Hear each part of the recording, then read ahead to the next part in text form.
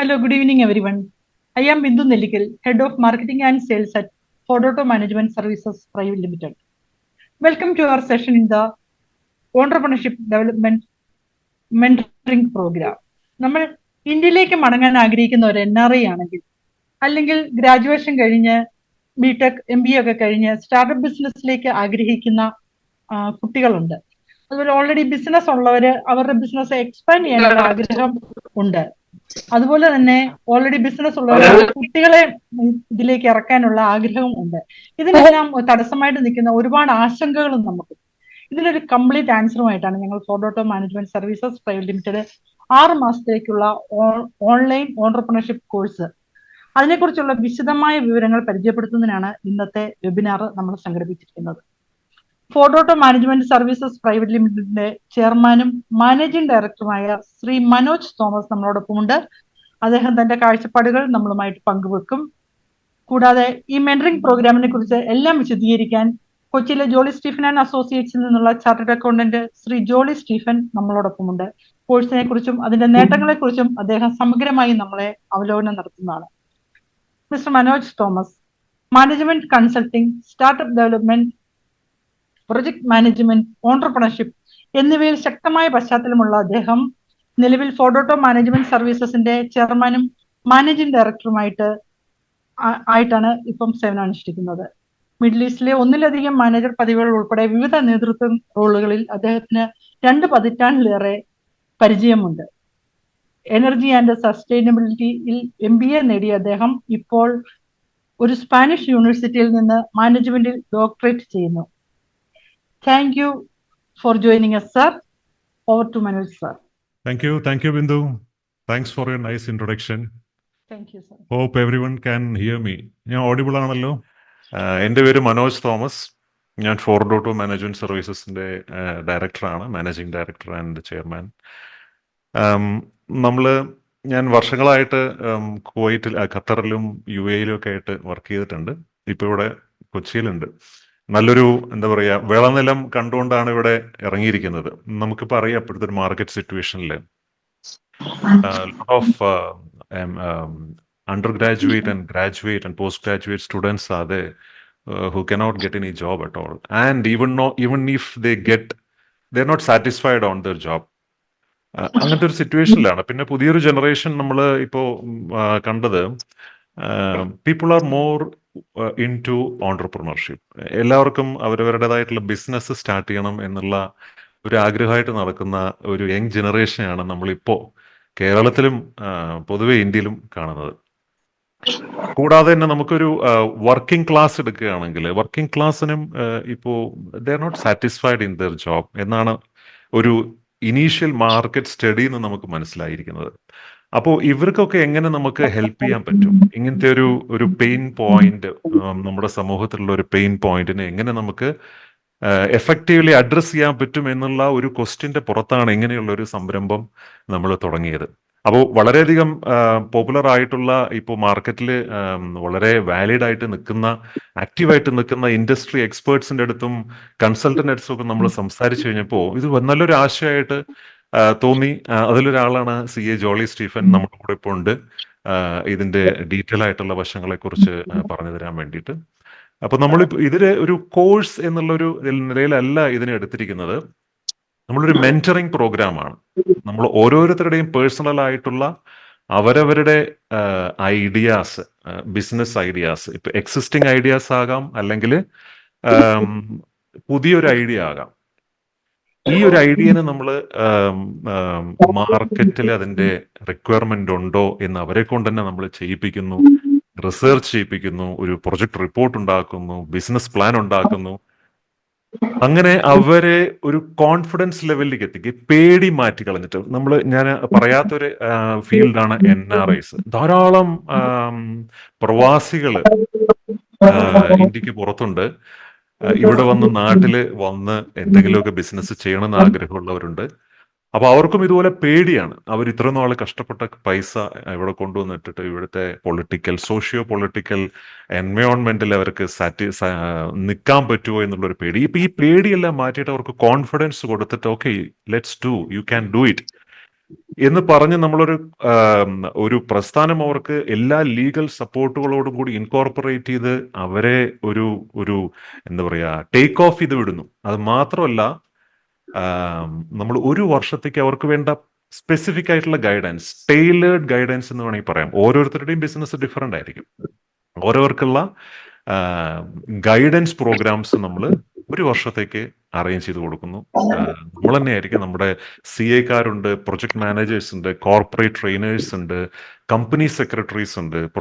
ഇങ്ങനെ ഡിഫറെന്റ് ഫീൽഡിലുള്ള ആൾക്കാരായിരിക്കും ഇവർക്ക് വേണ്ടിയിട്ട് അഡ്വൈസ് കൊടുക്കുന്നതും ഗൈഡൻസ് കൊടുക്കുന്നതും. 6 മാസത്തേക്കുള്ള ഒരു പ്രോഗ്രാമാണ് നമ്മളിപ്പോൾ ചാർട്ട് ചെയ്തിരിക്കുന്നത്. മാസത്തിൽ വീക്കിൽ 2 ദിവസങ്ങളിലായിരിക്കും, ഈവനിങ്സിലായിരിക്കും, ഓൺലൈൻ ക്ലാസ്സുകളായിരിക്കും ഇപ്പോൾ ഉള്ളത്. അപ്പോൾ നിങ്ങളുടെ ഏത് സ്ഥലത്ത് നിന്നിട്ട് വേണമെങ്കിലും മൊബൈലിൽ പോലും അറ്റൻഡ് ചെയ്യാൻ പറ്റുന്ന ഒരു പ്രോഗ്രാമാണ് നമ്മളിപ്പോൾ ഇവിടെ ഡിസൈൻ ചെയ്തിരിക്കുന്നത്. വർക്കിംഗ് എക്സിക്യൂട്ടീവ്സിനായാലും സ്റ്റുഡൻസിനായാലും NRIസിനായാലും ഏത് ഇപ്പോൾ US-ലാണെങ്കിലും മിഡിൽ ഈസ്റ്റിലാണെങ്കിലും അവരുടെ കംഫർട്ടബിൾ ടൈമിൽ നമ്മൾ ഡിഫറെൻറ്റ് ബാച്ചുകളായിട്ട് തിരിച്ച് ഈവൻ ഏജ് നോക്കിയിട്ട് അവരുടെ പ്രൊഫൈൽ നോക്കിയിട്ട് ഡിഫറെൻറ്റ് ബാച്ചുകളായിട്ട് തിരിച്ച് അവർക്കുള്ള ഒരു സ്പെസിഫിക് ആയിട്ടുള്ള നീഡ്സ് മനസ്സിലാക്കിയിട്ടുള്ള ഒരു ട്രെയിനിങ് പ്രോഗ്രാമാണ് നമ്മൾ ഡിസൈൻ ചെയ്തിരിക്കുന്നത്. പിന്നെ ഇത് പോരാത്തിന് നമുക്ക് ആഴ്ചയിൽ എല്ലാത്തിലും അസൈൻമെന്റ്സ് ഉണ്ടാവും. നമ്മളിപ്പോൾ ഒരു മാർക്കറ്റ് റിസർച്ച് ആണെങ്കിൽ അതിന്റെ അസൈൻമെന്റ്സ് നമ്മൾ അവരെ കൊണ്ട് ചെയ്യിപ്പിക്കും. എന്നിട്ട് ഇൻഡസ്ട്രിയിലെ എക്സ്പേർട്സ് അത് ഇവാലുവേറ്റ് ചെയ്യും. ഓക്കെ, അതുപോലെ തന്നെ ഫീസിബിലിറ്റി സ്റ്റഡീസ്, ടെക്നിക്കൽ ഫീസിബിലിറ്റി, ഈ സംഭവം ഇത് മാർക്കറ്റിൽ ഇത് നമുക്ക് ക്രിയേറ്റ് ചെയ്യാൻ പറ്റുമോ എന്നുള്ള ഒരു ചെക്ക് കൂടെ നമ്മൾ ചെയ്യുന്നുണ്ട്. അതിൻ്റെ പോലെ തന്നെ ഫിനാൻഷ്യൽ ഫീസിബിലിറ്റി, നമുക്ക് പ്രോഫിറ്റ് കിട്ടുന്നുണ്ടോ, ഇങ്ങനത്തെ എല്ലാ ആസ്പെക്ട്സും കവർ ചെയ്തുകൊണ്ടുള്ള ഒരു പ്രോഗ്രാമാണ്. അപ്പോൾ definitely I'm sure that you will all be benefited with this thing. And let's hope for the better future. India ഒക്കെ നോക്കുകയാണെങ്കിൽ ഓൺട്രപ്രണർഷിപ്പിനും സ്റ്റാർട്ടപ്സിനും ഒക്കെ വലിയൊരു നല്ലൊരു വിളനിലമാണ്. ഗവൺമെന്റ്സിന്റെ സ്കീംസുകളൊന്നും ആർക്കും അറിയുന്നില്ല. ഗവൺമെന്റ് എത്രത്തോളം ഓൺട്രപ്രണേഴ്സിനെ, എംപ്ലോയേഴ്സിനെ ക്രിയേറ്റ് ചെയ്യുന്നുള്ള കാര്യം ആർക്കും അവെയർ അല്ല. ഈ അവെയർനെസ്സും ഈ ടൂൾസ്, നമ്മൾ പഠിപ്പിക്കുന്ന ടൂൾസും അവർ ചെയ്തിട്ടുള്ള പരിചയം, ഇതെല്ലാം കൂടെ ആവുമ്പോഴേ ഈ കോൺഫിഡൻസ് വരുള്ളൂ.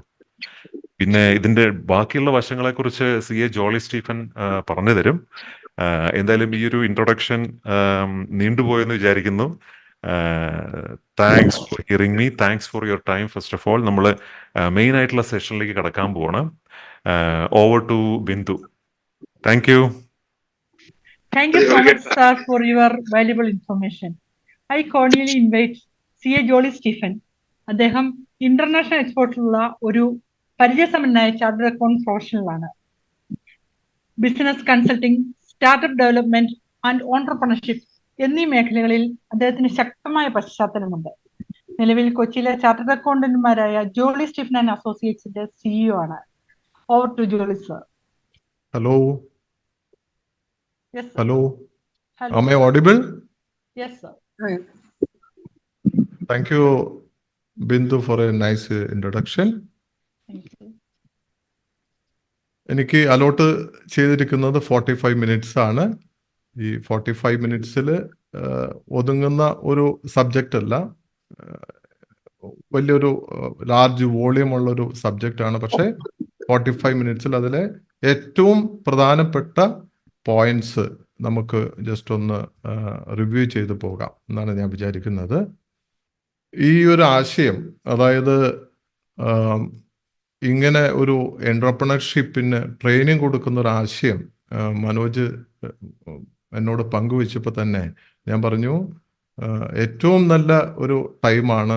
നേരത്തെ മനോജ് സൂചിപ്പിച്ചതുപോലെ ഇവിടെ ധാരാളം എഡ്യൂക്കേറ്റഡ് ആയിട്ടുള്ള ആൾക്കാരുണ്ട്.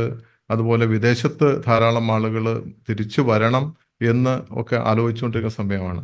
അപ്പോൾ I think this is the right time to start your own entrepreneurship. Okay, let us start. Employer versus employee. ഈ ഒരു പിക്ചറിൽ തന്നെ നിങ്ങൾക്ക് മനസ്സിലാവും എന്താണ് അതിൻ്റെ ഒരു ഡിഫറൻസ് എന്നുള്ളത്.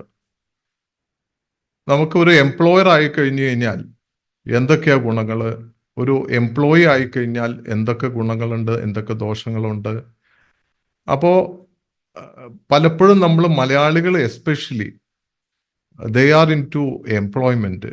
പഠിത്തം കഴിഞ്ഞാൽ ഉടനെ ജോലി എന്നുള്ളതാണ് എപ്പോഴും പാരൻസും റിലേറ്റീവ്സും എല്ലാവരും ഇൻസിസ്റ്റ് ചെയ്യുന്നത് എപ്പോഴും എംപ്ലോയ്മെന്റിനാണ്.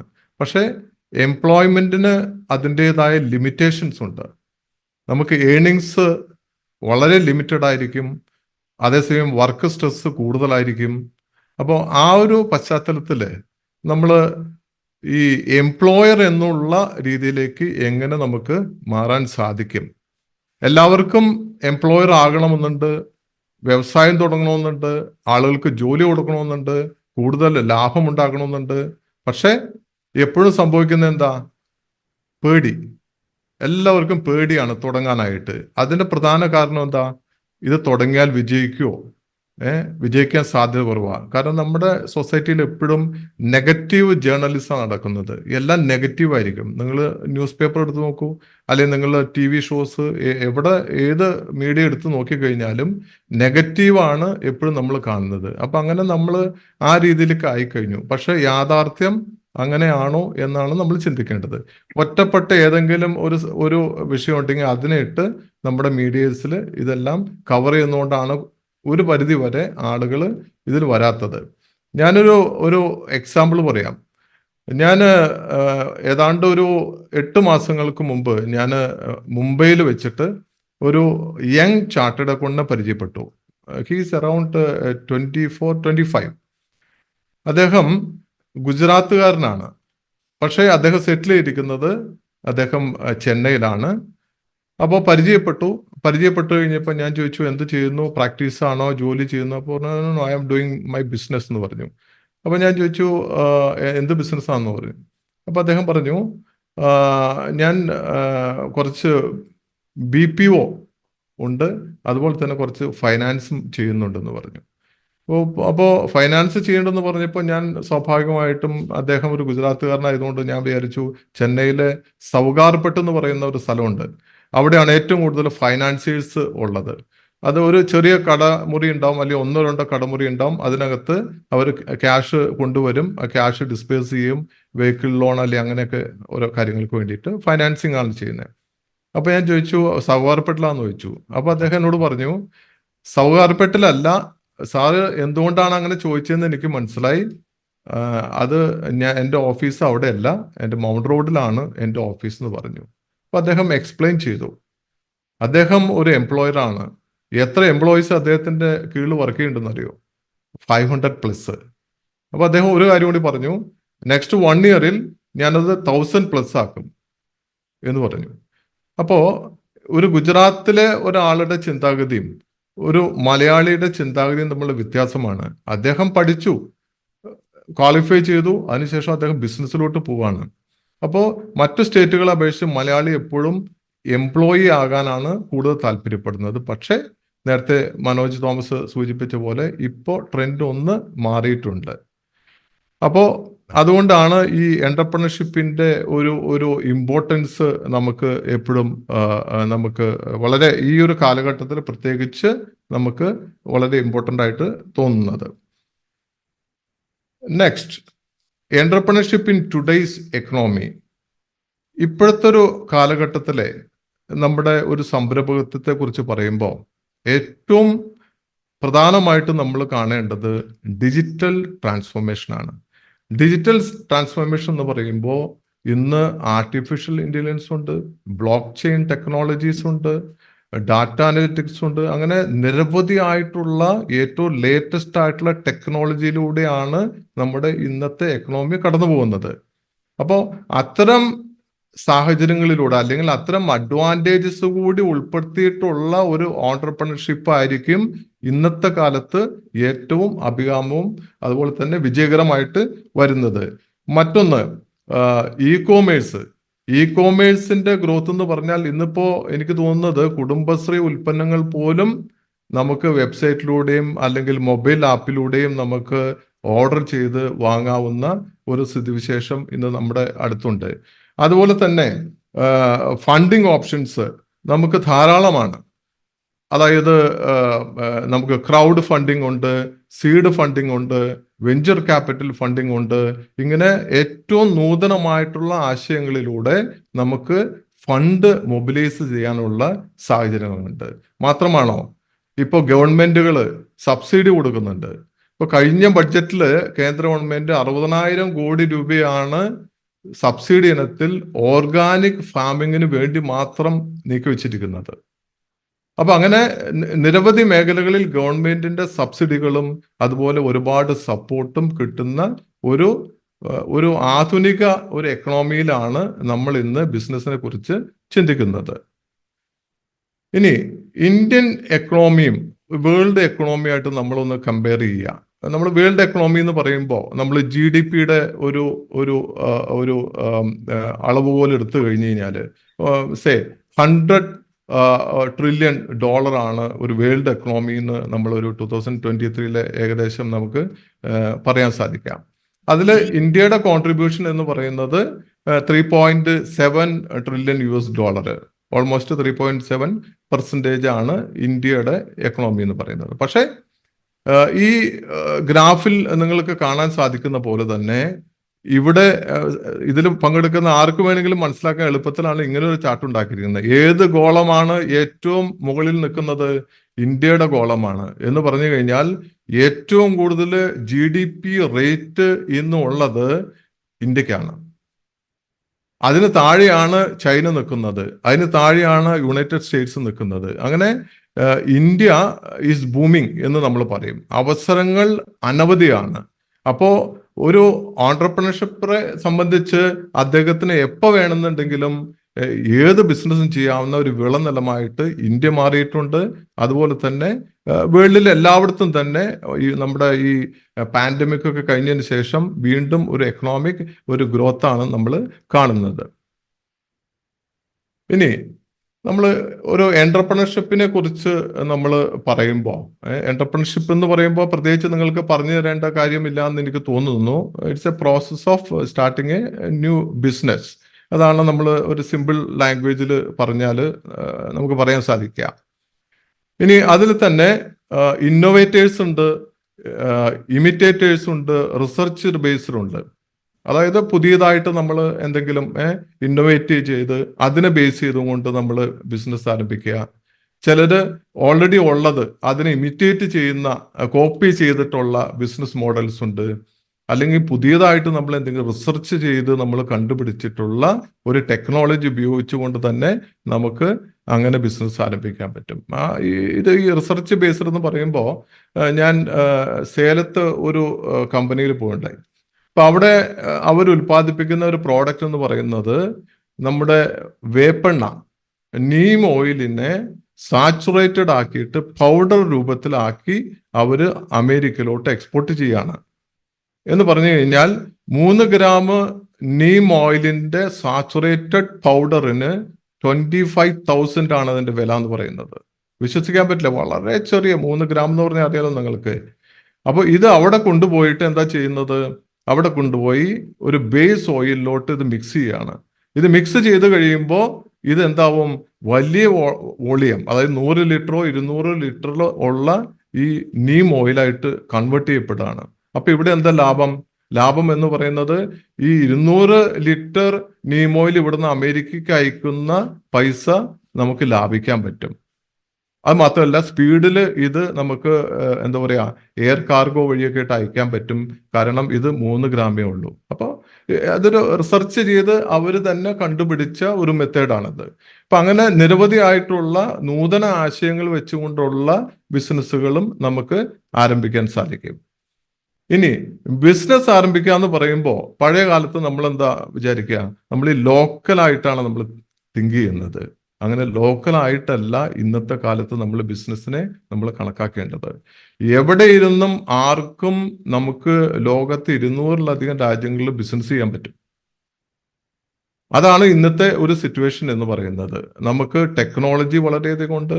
വേൾഡിലെ ഏത് 200 രാജ്യങ്ങളിലെ രാഷ്ട്രത്തലവന്മാരായിട്ടോ ബിസിനസ്സുകാരായിട്ടോ ആരുമായിട്ട് വേണമെങ്കിലും നമുക്ക് ഇരുന്ന് സംസാരിക്കുന്നതൊക്കെ നമ്മൾ ടി വിയിലൊക്കെ കാണുന്നില്ലേ? ബിസിനസ്സുകാർ സംസാരിക്കുന്നുണ്ട്.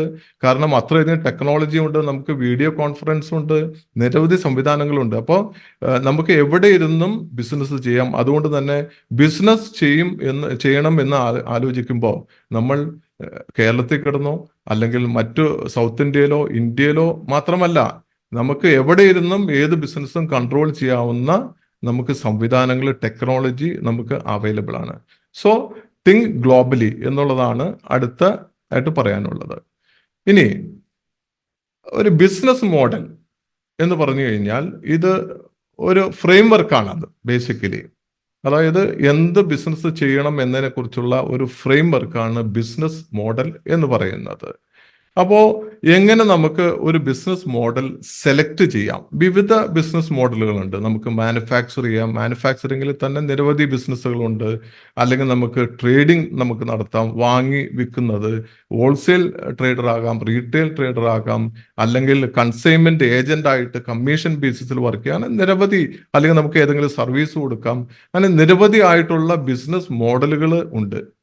അത് എങ്ങനെയാണ് സെലക്ട് ചെയ്യുക എന്നുള്ളതാണ് അതിൻ്റെ ഏറ്റവും ഇമ്പോർട്ടൻ്റ്. ഫസ്റ്റ് ആൻഡ് ഫോർമോസ്റ്റ് എന്ന് പറയുന്നത് നോ യുവർ മാർക്കറ്റ്. മാർക്കറ്റിനെ മനസ്സിലാക്കുക എന്നുള്ളതാണ് ഏറ്റവും ഇമ്പോർട്ടൻ്റ് ആയിട്ടുള്ളത്. ഈ മാർക്കറ്റിനെ മനസ്സിലാക്കുക എന്ന് പറഞ്ഞു കഴിഞ്ഞാൽ ഗ്ലോബലി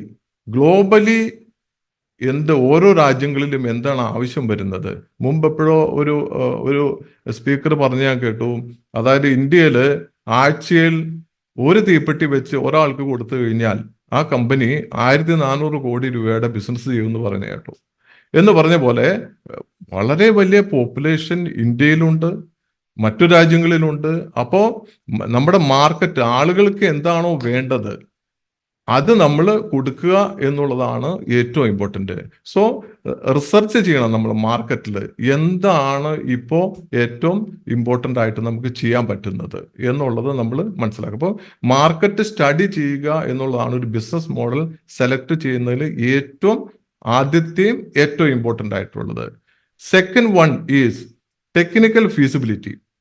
ടെക്നിക്കൽ ഫീസിബിലിറ്റി എന്ന് പറയുന്നത് നമ്മൾ ഉൽപ്പാദിപ്പിക്കാൻ പോകുന്ന ആ ഒരു പ്രോഡക്റ്റ് അത് ടെക്നിക്കലി നമുക്ക് ഉൽപ്പാദിപ്പിക്കാൻ പറ്റുമോ, അതോ നമ്മുടെ ഒരു ഡ്രീം മാത്രമാണോ എന്നുള്ളത് നമ്മൾ നോക്കണം. അപ്പോൾ ടെക്നിക്കലി ഫീസിബിൾ ആയിട്ടുള്ള ഒരു പ്രോഡക്റ്റ് അല്ലെങ്കിൽ ഒരു പ്രോസസ്സ് അത് മാത്രമായിരിക്കും നമുക്ക് സ്റ്റാർട്ട് ചെയ്യാനായിട്ട് പറ്റുക. That is also very important. Third one, financial feasibility.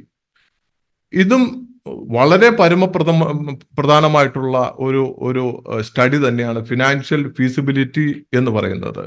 Financial ഫീസിബിലിറ്റിയിൽ നമുക്ക് നിരവധി കാര്യങ്ങൾ, നമ്മൾ പറയില്ലേ ഏറ്റവും നല്ല ബിസിനസ്സുകാരൻ ഏറ്റവും നല്ല കണക്കറിയുന്നവനാണെന്ന് പറയും.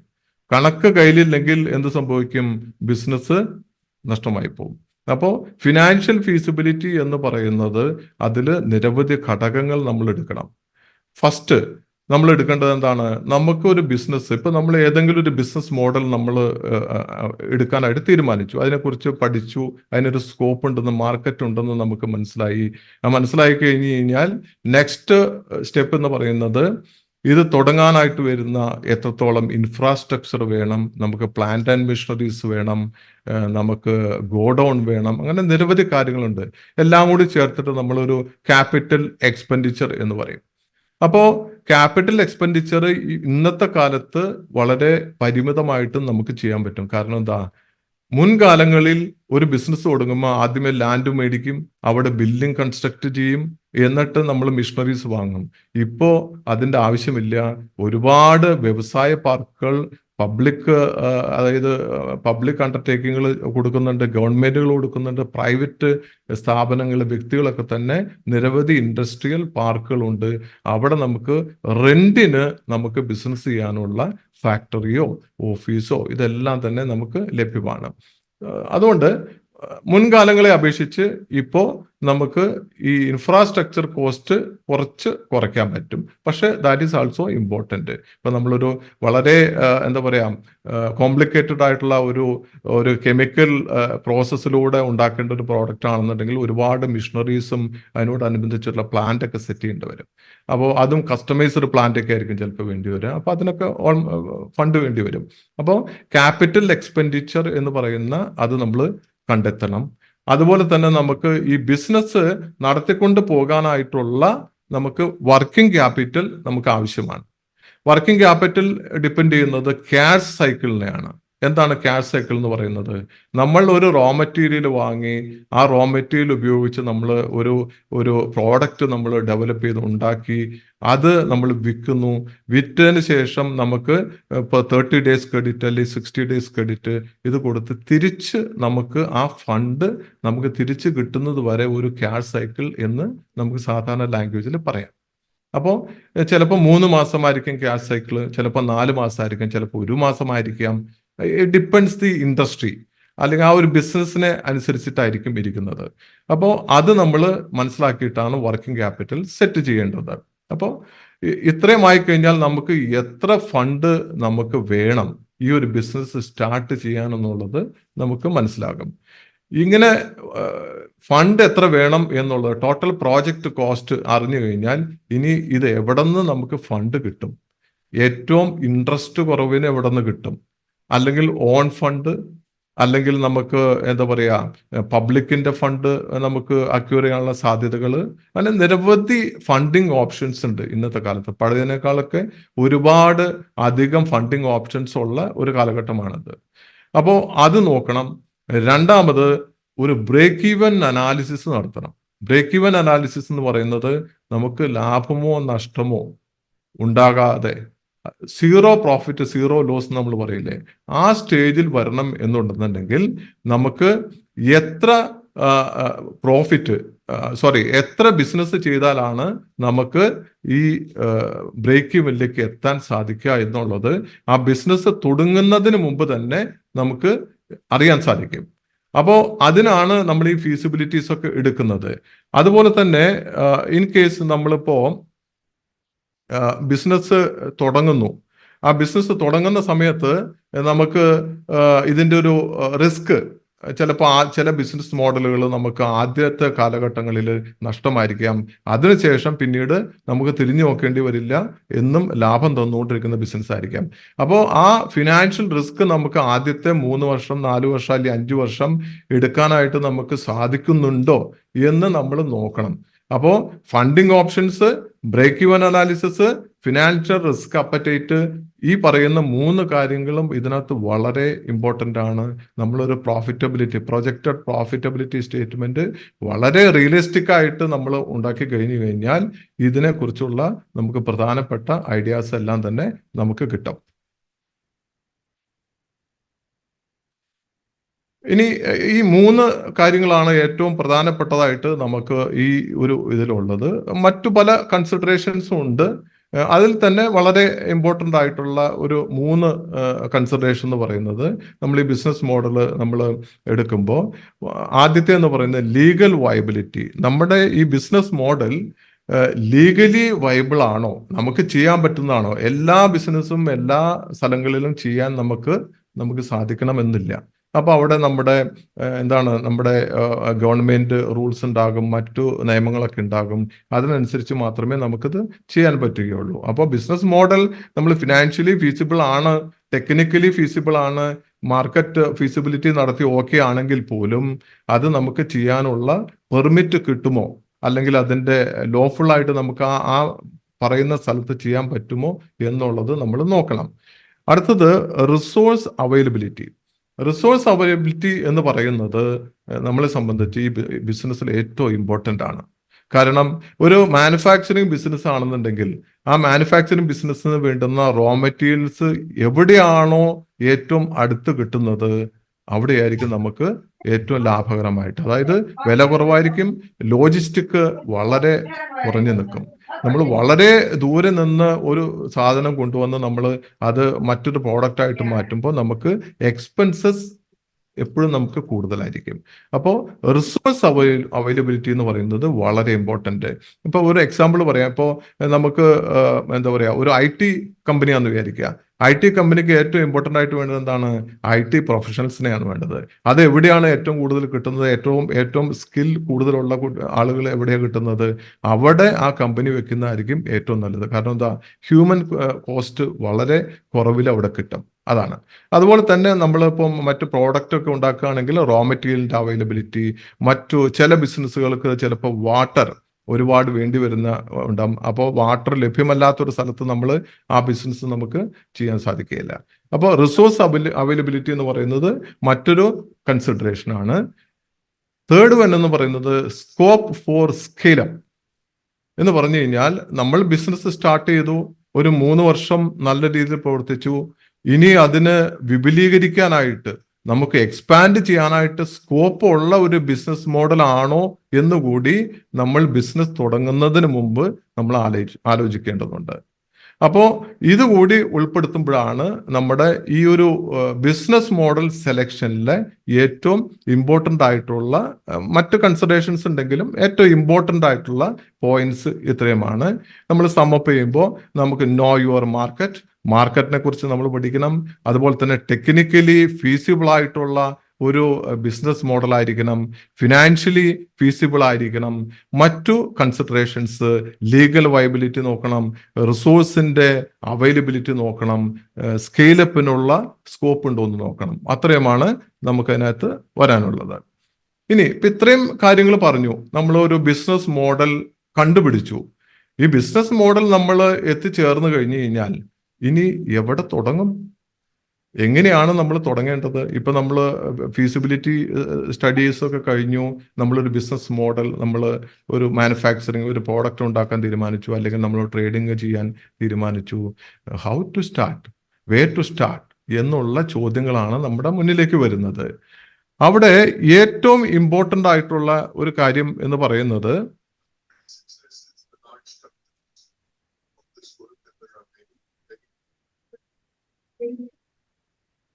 അതിൽ ഏറ്റവും ഇമ്പോർട്ടൻ്റ് എന്ന് പറയുന്നത് നോ യുവർ സ്കിൽസ്. ഏറ്റവും ഇമ്പോർട്ടൻ്റ് ആയിട്ടുള്ളത് നോ യുവർ സ്കിൽസ്. അതായത് നിങ്ങൾക്ക് എന്ത് സ്കില്ലുകളാണ്, ബിസിനസ് സ്കില്ലുകളാണ് നിങ്ങൾക്കുള്ളത്. ഒരുപാട് ബിസിനസ് സ്കില്ലുകൾ ഉണ്ടെങ്കിൽ മാത്രമാണ് ഒരു ബിസിനസ് നമുക്ക് വിജയപ്രദമായിട്ട് കൊണ്ടുപോകാൻ പറ്റുള്ളൂ. നമുക്ക് ഒന്നും അറിയില്ലെന്നുണ്ടെങ്കിൽ നമ്മൾ മറ്റുള്ളവരുടെ ഡിപ്പെൻഡൻ്റ് ആയിട്ട് നിൽക്കേണ്ട വരും. നമ്മൾക്കത് ലാഭകരമായിട്ട് കൊണ്ടു നടക്കാൻ പലപ്പോഴും സാധിക്കില്ല. അപ്പോൾ ഏത് ബിസിനസ് ചെയ്യുകയാണെങ്കിലും ആ ബിസിനസ്സിനെ കുറിച്ചുള്ള ഏറ്റവും ഇമ്പോർട്ടൻ്റ് ആയിട്ടുള്ള സ്കില്ലുകൾ ഡെവലപ്പ് ചെയ്യണം. അങ്ങനെ സ്കില്ലുകൾ ഡെവലപ്പ് ചെയ്യുന്ന ഒരു എന്താ പറയുക, ഒരു സാഹചര്യം അത് നമ്മുടെ നാട്ടിലിപ്പോൾ ഈ ബിസിനസ്സിനെ സംബന്ധിച്ചില്ല. മറ്റു പല സ്കില്ലുകളും ഡെവലപ്പ് ചെയ്യാനുണ്ട്. മാത്രമല്ല, ഇപ്പോൾ ശ്രദ്ധിച്ചാൽ അറിയാം, നമ്മുടെ സ്കൂളുകളിൽ ആരും ഒരു ഫിനാൻഷ്യൽ മാനേജ്മെന്റ് ഒരു കുട്ടികളെയും പഠിപ്പിക്കുന്നില്ല. നമ്മൾ എപ്പോഴും കൈകാര്യം ചെയ്യുന്നത്, നമ്മൾക്ക് ജീവിതത്തിൽ ഏറ്റവും അത്യാവശ്യമുള്ള ഒരു കാര്യം എന്ന് പറയുന്നത് എന്താണ്? ഫൈനാൻസ് ആണ്. പണം വേണം. ഇത് എങ്ങനെ കൈകാര്യം ചെയ്യണം എന്ന് നമ്മളെ ആരും പഠിപ്പിക്കുന്നില്ല, അല്ലേ? അത് വളരെ ഒരു യാഥാർത്ഥ്യമാണ്. നമ്മുടെ ഒരു സിലബസിലും നമ്മൾക്ക് ഇത് പഠിപ്പിക്കുന്നില്ല. നമ്മൾ പഠിക്കുന്ന നീൽസ് ബോറിന്റെ തിയറി, ആൽബർട്ട് ഐൻസ്റ്റീന്റെ തിയറി, ഇങ്ങനെ വലിയ വലിയ തിയറി പഠിക്കും. ദൈനംദിന ജീവിതത്തിൽ നമുക്ക് ആവശ്യമുള്ള ഫിനാൻഷ്യൽ മാനേജ്മെന്റ് നമ്മൾക്ക് ആരും പഠിപ്പിക്കുന്നില്ല. അപ്പോൾ നമ്മൾ നമ്മുടെ സ്കില്ലുകൾ, ബിസിനസ്സിന് വേണ്ട സ്കില്ലുകളാട്ടോ ഞാൻ പറയുന്നത്, ബിസിനസ്സിന് ചെയ്യാനുള്ള സ്കില്ലുകൾ നമ്മൾക്ക് എത്രമാത്രം ഉണ്ടെന്നുള്ളത് നമ്മൾ ഒരു എക്സ്പെർട്ടിനെ കൊണ്ട് നമ്മൾ അനലൈസ് ചെയ്യണം. അവിടെയാണ് ഈ പറഞ്ഞ ഫോഡോട്ടോ പോലുള്ള സ്ഥാപനങ്ങളുടെ ഒരു പ്രസക്തി വരുന്നത്. അത് നമ്മൾ മനസ്സിലാക്കി കഴിഞ്ഞു കഴിഞ്ഞാൽ അടുത്ത സ്റ്റെപ്പ് എന്ന് പറയുന്നത് ഡെവലപ്പ് യുവർ സ്കിൽസ്. അതായത് 10 ക്വാളിറ്റീസ് വേണം ഒരു ബിസിനസ് ചെയ്യുകയാണെങ്കിൽ, if you have 3, you have to develop next 7 skills. എങ്കിൽ മാത്രമാണ് നിങ്ങൾക്ക് ആ ബിസിനസ് മുന്നോട്ട് കൊണ്ടുപോകാൻ പറ്റുള്ളൂ. അല്ലെങ്കിൽ അറ്റ്ലീസ്റ്റ് 6 എങ്കിലും നിങ്ങൾ ഡെവലപ്പ് ചെയ്യണം. അങ്ങനെ ഡെവലപ്പ് ചെയ്താൽ മാത്രമായിരിക്കും നിങ്ങൾ ഒരു സക്സസ്ഫുൾ ഓൺട്രപ്രണർ ആയിട്ട് വരുള്ളൂ.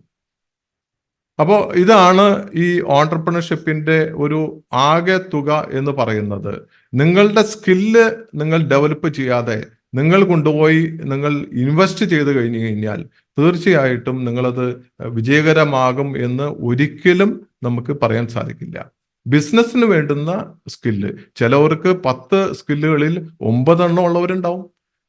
നിങ്ങൾ ശ്രദ്ധിച്ചിട്ടുണ്ടാവും, ചില ആളുകൾ ഏത് ബിസിനസ് ചെയ്ത് കഴിഞ്ഞാലും അവർ വിജയിച്ചുകൊണ്ടിരിക്കും. 10 എണ്ണം തുടങ്ങിയ 10 എണ്ണം ലാഭം, 15 എണ്ണം തുടങ്ങിയ അതും ലാഭം. ചില ആളുകളുണ്ട് ഏത് ബിസിനസ് ചെയ്താലും നഷ്ടത്തിൽ കലാശിക്കും. ഓരോന്ന് പൂട്ടുന്നു, അത് കഴിയുമ്പോൾ അടുത്ത് തുടങ്ങുന്നു, അത് വീണ്ടും 2 കൊല്ലം പൂട്ടുന്നു, വീണ്ടും തുടങ്ങുന്നു, ഇങ്ങനെ പോയിക്കൊണ്ടിരിക്കും. അത് അവിടെയാണ് ഈ പറയുന്നതിന്റെ പ്രത്യേകത. ബിസിനസ്സിന് വേണ്ടുന്ന സ്കിൽ സെറ്റ് അവർ ഡെവലപ്പ് ചെയ്ത് എടുത്തിട്ടില്ല. അതാണ് അതിന്റെ ഒരു രത്ന ചുരുക്കം എന്ന് പറയുന്നത്. അപ്പോ next we can see a video. Just watch it. The great success is the large companies of this world, and there are many successful companies. Or are they the companies that took chances, where individuals started in garages, where ideas were born? Where did Microsoft, where did Apple, where did Amazon, where did Google, where did Facebook come from? They came from ideas that people felt something could be done and that they could make a difference. ഈ വീഡിയോയില് വന്ന ആൾ ആരാന്ന് പ്രത്യേകിച്ച് പറഞ്ഞു തരേണ്ട കാര്യമില്ല. ഏതൊരു ഇന്ത്യക്കാർക്കും വേൾഡിൽ എല്ലാവർക്കും അറിയാവുന്ന ആളാണ്. രത്തൻ ടാറ്റയാണ് പറഞ്ഞത്. അദ്ദേഹം കുറേ കമ്പനികളുടെ അദ്ദേഹം പറയുന്നുണ്ട്, പേരുകൾ പറയുന്നുണ്ട്, പരാമർശിക്കുന്നുണ്ട്. ആ കമ്പനികളുടെയൊക്കെ ഫൗണ്ടർ, ഓണേഴ്സ് എവിടെ നിന്നാണ് സ്റ്റാർട്ട് ചെയ്തതെന്നുള്ള പിക്ചറും ആ വീഡിയോയിൽ നിങ്ങളെ കാണിക്കുന്നുണ്ട്. എല്ലാവരും വളരെ ചെറിയ തോതിൽ ചെറിയ ബിസിനസ്സിൽ നിന്നാണ് ഇത്രയും വലിയ ബിസിനസ് സ്കെയിലപ്പ് ചെയ്ത് കൊണ്ടുപോയത് എന്നുള്ളതാണ്. അപ്പൊ നിങ്ങൾക്കും നാളെ ഇതുപോലെ വലിയൊരു ബിസിനസ് അല്ലെങ്കിൽ ഒരു ബില്യണറായിട്ട് നിങ്ങൾക്ക് മാറാൻ സാധിക്കും if you improve your skill set. ഇനിയൊരു സ്റ്റോറി ഞാൻ പറയാം. It is a real story.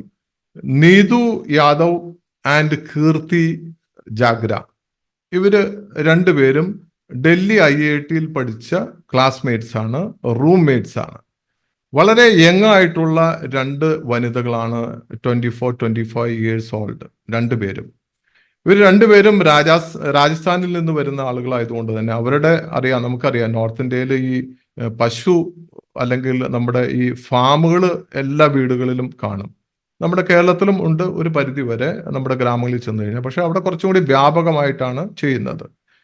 ഇവര് രണ്ടുപേരും IIT പഠിച്ച് കുറച്ച് നാൾ ജോലിയൊക്കെ ചെയ്ത് കഴിഞ്ഞപ്പോൾ മടുത്തു കഴിഞ്ഞപ്പോൾ ഇവര് പോയിട്ട് പാരൻസിൻ്റെ അടുത്ത് പറഞ്ഞു, എനിക്ക് ജോലി ഉപേക്ഷിച്ചു, എനിക്കൊരു ബിസിനസ് തുടങ്ങണം, ഞാൻ ഈ കൗസിനെയും ബഫലോസിനെയും ഓൺലൈനിലൂടെ വിൽക്കാനും വാങ്ങാനുമുള്ള സൗകര്യം ഏർപ്പെടുത്താമെന്ന് പറഞ്ഞു. അപ്പോൾ പാരൻസ് സ്വാഭാവികമായിട്ടും എന്ത് പറയുന്നത്, നല്ല ജോലി കളഞ്ഞുകൊണ്ട് ഇത് തുടങ്ങാൻ പോവാണോ എന്ന് ചോദിച്ചു.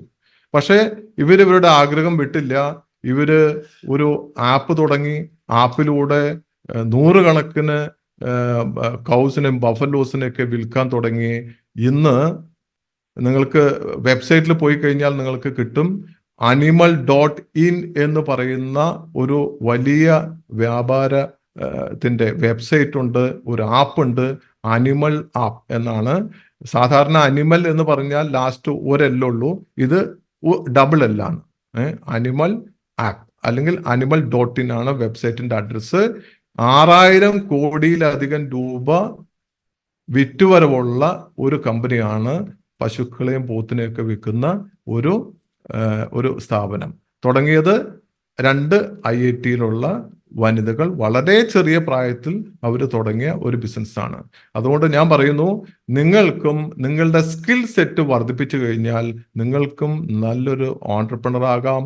നിങ്ങൾക്ക് ധാരാളം ഏണിങ്സ് ഉണ്ടാക്കാൻ സാധിക്കും. അതുകൊണ്ട് എല്ലാവരും, വിദേശത്തുള്ളവര്, അതുപോലെ നാട്ടിലുള്ളവര്, ജോലി ചെയ്യുന്നവര്, വീട്ടമ്മമാര്, ആർക്ക് വേണമെങ്കിലും നിങ്ങൾക്ക് നിങ്ങളുടെ സ്കിൽ സെറ്റ് വർദ്ധിപ്പിച്ച് ഒരു നല്ലൊരു ബിസിനസ് സംരംഭകനോ സംരംഭകയോ ആകാനായിട്ട് സാധിക്കും. അതിനു വേണ്ടുന്ന എനിക്ക് തോന്നുന്ന എല്ലാ ഗൈഡൻസും ഫോട്ടോട്ടോ മാനേജ്മെന്റ് നിങ്ങൾക്ക് നേരത്തെ മനോജോട് സൂചിപ്പിച്ച പോലെ പറയുന്നുണ്ട്. അവരതെല്ലാം തന്നെ അതിനുള്ള ഫുൾ ഡീറ്റെയിൽസ് ഒക്കെ നിങ്ങൾക്ക് ലഭ്യമാണെന്ന് ഞാൻ വിചാരിക്കുന്നു. അപ്പോൾ ഏതായാലും ഇത്രയും നേരം എൻ്റെ ഈ ഹ്രസ്വമായ സ്പീച്ച് കേട്ടിരുന്ന എല്ലാവർക്കും നന്ദി. എല്ലാവർക്കും എല്ലാവിധ ആശംസകൾ. Thank you Manoj. Thank you so much.